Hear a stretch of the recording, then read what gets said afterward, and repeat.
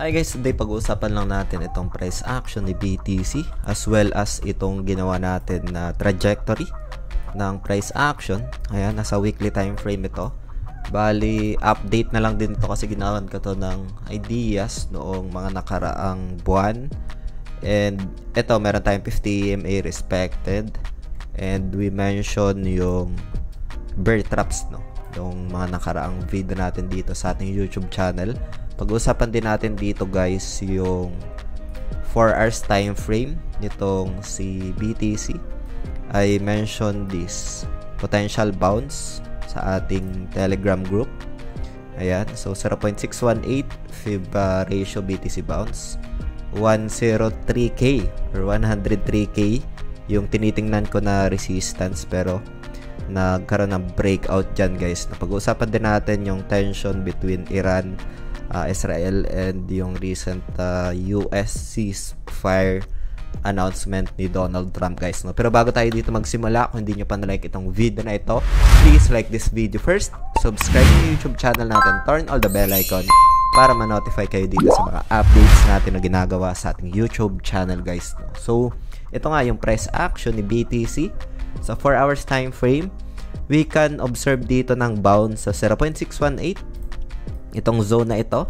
Ayan, naglagay tayo dito ng Feb retracement, and as per observation, tinamaan nyo tong zone ng 0.618 around 98,600 yung, or 98,788, pero nagkaroon pa ng pagbagsak ng presyo between 98,300 guys, no, as per observation dito.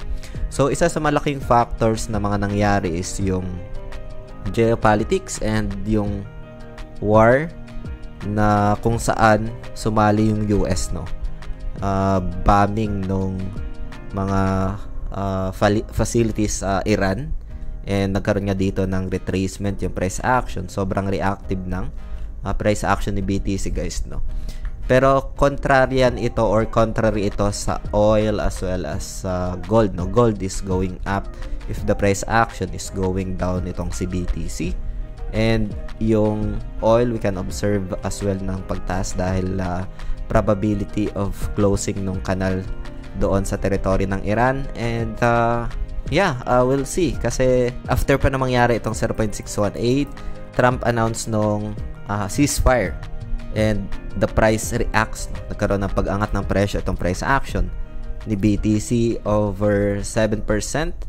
And dito nga guys sa ating pinaka-trajectory, as per observation dito, again guys, itong video natin today is just for ideas lang, for reference. It doesn't qualify as an investment or financial advice. I'm just sharing my experience dito, as well as sa mga nagtatanong bakit wala akong update. So ito na yung pinaka-update natin dito sa ating YouTube channel guys, no? So pasensya, medyo na-busy tayo, pero yun, sa mga nagtatanong, hope this video helps. So crypto is very volatile and risky if you don't understand. And yun, isa sa mga na-observe natin dito, and still intact pa naman yung price action. We are on the bull market rally pa rin. Pero again, hindi guaranteed to guys, no? Pwedeng magkaroon ng pagbagsak ng presyo as we observe ng mga sentiment, like yung ang daming factors na kailangan i-consider guys, no, sa price action ng ganito, Bitcoin and crypto, no? Like for example, geopolitics, yan, yung war, and kung magkaroon ng recession. So yan yung isa sa mga potential invalidation nitong chart na tinitingnan natin. And again, hindi ito guaranteed na potentially ay mangyari yung previous na nangyari dito sa price action, no? So yun, puntahan naman natin guys yung recent price action nitong si Bitcoin. Ito is on the weekly time frame. Ito is pinaka-basis ko lang naman na just to have insight, zoom out dito, perspective sa price action itong si BTC, no? So puntahan natin dito sa 4 hours time frame. Ayan, so dito guys, nagkaroon ng breakout sa nilagay ko na trend line, no? Na-mention ko ito sa ating Telegram group. Pwede kayo mag-join guys. Yung mga official link, lalagay ko na lang sa description ng video na ito para mapuntahan nyo. And last week, I share some insights for the potential shorts before ito bumagsak ng 98k guys, no? So last June 17, if I'm not mistaken, yung presyo ng price action ni BTC nasa 108 pa lang. Ayan, so June 17, no?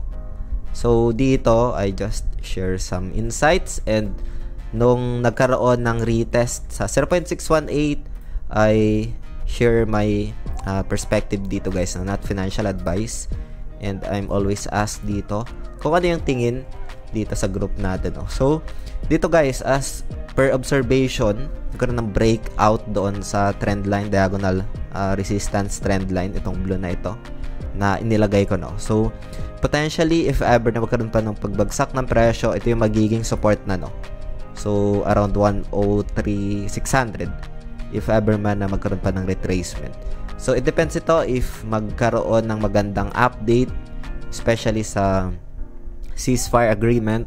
If magtuloy-tuloy yon, the market will back up, no? So yun yung isa lang sa mga tingin ko, own opinion ko lang.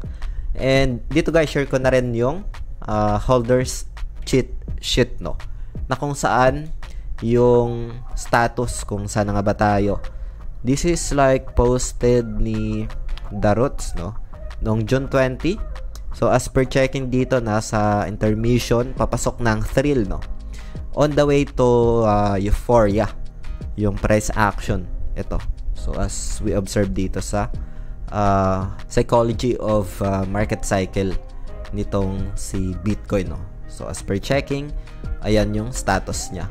Meron akong video guys na ginawa naman regarding this spiral, and part na lang siguro share ko sa inyo. So yun, dito guys, as per observation nga, BTC respect yung 0.618, and if ever man na mag-continue yung momentum neto, kailangan nyo munang mag-retrace ulit guys. So pwede siyang bumalik ng 103 para magkaroon ng corrective and then potential impulse, no? So ito guys, gamit natin TradingView, gamit yung application na ito. It's free to add indicators as well. Ayan. So pwede kayo mag-add ng EMA. Ayan, moving average exponential. Tapos edit nyo lang dito sa settings. Like for example, 50. Tapos yung style, pwede mong gawin red or palitan yung kulay, and then okay. So yan, isa sa mga ginagamit natin ito, like for the basis and charting dito sa price action and pair nitong si BTC guys, no? So ito yung isa sa mga nakikita natin na probabilities right now as per observation sa higher time frames, like sa weekly. Itong price action is respected yung 50 EMA. This is on the weekly guys, no? And we'll see kung ano yung potential na mangyari sa price action, but this one is one of my DCA zone. And itong zone na ito, no, sa weekly ang kanyang time frame on the spot market. And yun, titingnan natin if ever na magkaroon ng pagbagsak pa ng presyo, ay itong aking pinaka-support sa weekly ang isa sa mga basis ko for an opportunity to do some DCAs, no? And let's go back here for our time frame. I think pwede pa itong magkaroon ng retracement muna if ever man na hindi niya kayang basagin yung 105 or 106 guys, no? Kasi na-reject yung price action within this resistance, itong zone na ito. So kailangan niya basagin yan para bumalik ulit ng previous resistance. So ilang beses na binabasag ito guys, if ever man nabasagin niya ulit or puntahan ng price action, malambot na lang tong zone na ito guys, no? So yun, we'll see. And we should consider pa rin ang daming factors as mentioned, yung mga outside na fundamentals, no? Like I mentioned kanina, geopolitics as well as yung war na nangyayari, recession, and yung mga unintentional events guys, no? So yun, meron tayong video na ginawa regarding this spiral cycle. And lalay ko na lang siguro guys dito sa screen. Pwede nyo panoorin yan. And see you sa video na yan guys. Maraming salamat ulit sa panunood. Ingat tayong lahat. Peace out. Bye for now.